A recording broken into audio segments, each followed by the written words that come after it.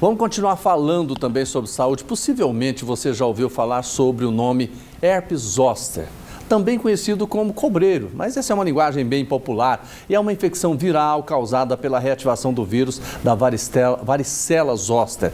A gente vai falar sobre isso, com quem entende, né, de doença. A gente vai conversar com a médica infectologista, a doutora Marília Turque. Doutora, seja bem-vinda, tá tudo bem com a senhora? Tudo bem. O microfone, por favor. Olá, desculpa. Boa tarde. Obrigada pelo convite. Imagina, é sempre um prazer trazer a senhora, porque a senhora explica muito bem esses problemas de saúde que a gente precisa ter informação. Doutora, herpes zoster, o que é? É um vírus, é o vírus da herpes zoster, é aquele que causa catapora, que é a varicela, que às vezes antes da vacinação era muito comum em crianças. Pessoas que tiveram catapora ou varicela, que é a mesma coisa, em alguma fase da vida, com o passar dos anos, podem reativar essa infecção. Por que reativar? Porque esse vírus tem a característica de ficar latente, ficar adormecido no organismo. Então, a criança, o adolescente, a pessoa que teve catapora numa fase da vida, curou, ficou bem, etc., mas o vírus fica latente, escondido em alguns locais do organismo. O que faz ele aparecer de novo? Um dos fatores principais é a diminuição da defesa.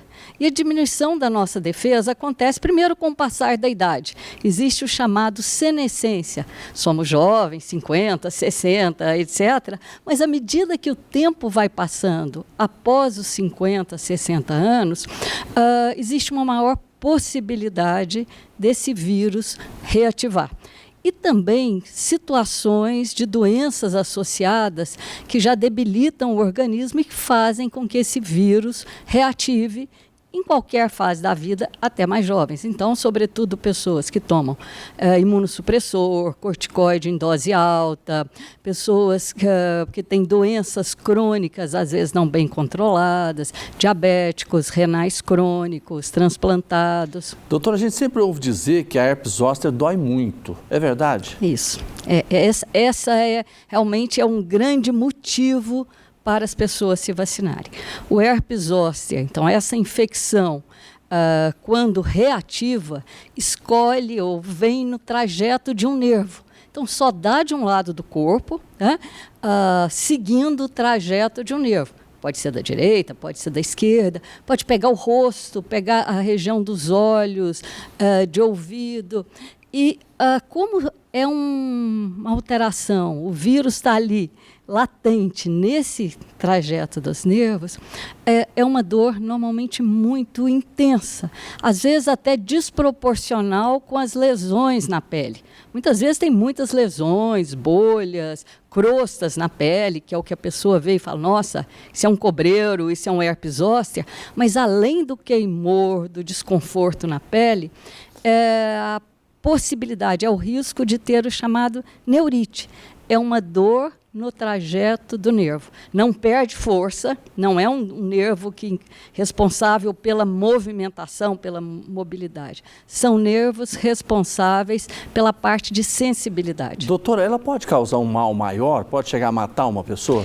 Um dos riscos bem presentes é quando acomete nervos, por exemplo, dos olhos. Então, pode levar à perda da visão ou diminuição da visão, pode levar à perda auditiva, quando compromete nervos responsáveis pela parte da audição, e pode predispor a uma situação chamada dor crônica do herpes zoster. Então, a pessoa tem, naquele trajeto do nervo, pode ser nas costas, pode ser na região lombar, na perna, um desconforto ou uma dor, para algumas pessoas, dor, que persiste, às vezes, por meses, por anos. A deputada federal Adriana Corsi, inclusive, ela teve herpes zoster na cabeça, doutora. Isso, assim, eu não acompanhei o caso dela. É o que a gente ouviu, mas foi internada. O risco maior são nesses nervos periféricos, então com comprometimento dos olhos, da audição. Existe um outro tipo de herpes, que é o herpes simples, que embora tenha o nome de simples, aqueles das bolinhas, etc., eventualmente pode dar comprometimento neurológico, meningite, encefalite, que são quadros graves. Mas eles são vírus primos, mas não é o mesmo vírus. No caso da herpes zoster, tem vacina? Tem. Então, aí são duas questões bem importantes para falar. Um é vacinar as crianças contra varicela, catapora na infância, vacina disponível a longo tempo. E a outra é a vacina específica contra o herpes zoster, que é indicada para todo mundo que tem mais de 50 anos e, sobretudo, para quem tem alguma alteração da defesa, mesmo que não tenha 50 anos. Por exemplo, uma pessoa jovem que foi submetida a um transplante, que precisa fazer quimioterapia, que toma corticoide em dose alta, abaixo dos 50 pode tomar. Doutora, a criança que tomou a vacina contra a varicela, ela não vai ter herpes zoster? Ela não vai ter, o risco de ter a catapora diminui muito, mas essa criança, quando chegar na vida adulta, precisa da vacina do herpes zoster. Tá?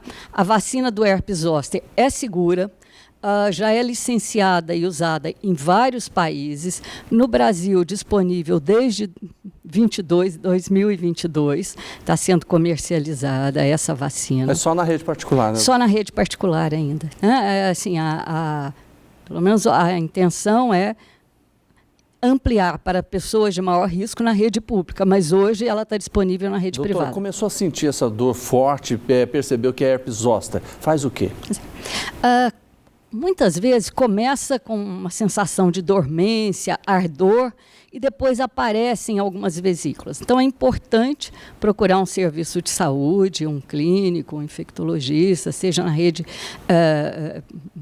pública, na rede privada. E aí existem medicamentos que, iniciados precocemente, eu diria aí nos primeiros 3, 4 dias do início do aparecimento das lesões, dos sintomas, um remédio para combater o vírus, o herpes zoster, que diminui o risco que essa lesão se espalhe e também diminui o risco desses quadros de dor crônica.